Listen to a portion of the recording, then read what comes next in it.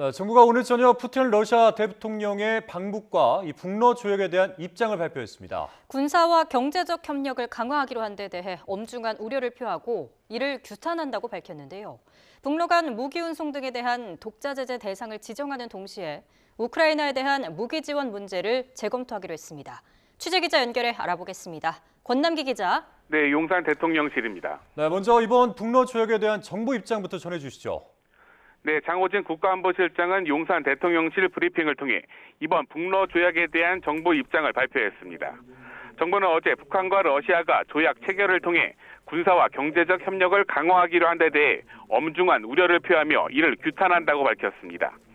6.25 전쟁이나 우크라이나 전쟁 등 먼저 침략 전쟁을 일으킨 전력이 있는 국가들이 일어나지도 않을 선제 공격을 가정해 군사 협력을 약속하는 건 궤변이자 어불성설이라고 비판했는데요.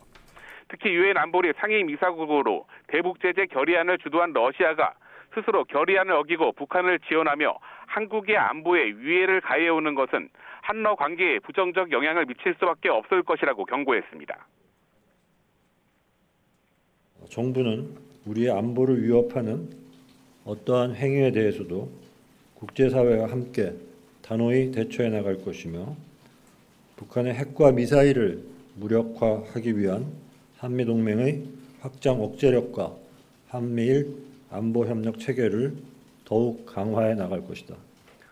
정부는 북한과 러시아와 관련한 각종 제재도 실행하거나 검토키로 했습니다. 러시아와 북한 간의 무기 운송과 유류 환적에 관여한 양국 기관과 개인 등을 독자 제재하는 동시에 러시아에 대한 수출 통제 품목도 현재 1,100개 수준에서 1,400개 정도로 늘립니다. 정부는 무엇보다 현재 러시아와 전쟁 중인 우크라이나에 대한 무기 지원 문제를 재검토하기로 했습니다. 대통령실 고위 관계자는 우크라이나 문제에 대해 지금까지 한국은 살상 무기를 지원하지 않는다는 방침이었는데 그 방침을 재검토하겠다는 것이라고 말했습니다. 이어 구체적으로 어떻게 할지는 러시아 쪽도 차차 아는 게 흥미진진하지 않겠느냐고 덧붙였습니다.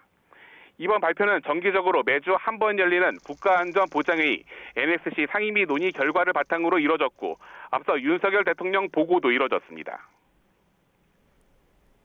네, 이렇게 북러 조약을 두고 유사시 자동 군사 개입 조항이 부활했다 이런 관측도 나왔는데 이번 조약에 대한 정부의 평가 어떻습니까? 네, 정부는 이번 북러 조약이 앞서 우려했던 자동 군사 개입 수준은 아니라고 평가했습니다. 대통령실 고위 관계자는 이번 조약 4조는 유엔 원장 51조와 각국 국내법 관련 규정이 있어서 자동 군사 개입 정도는 아니라고 말했습니다. 지난 1961년 조소 동맹 조약에 미치지 못한다는 건데요.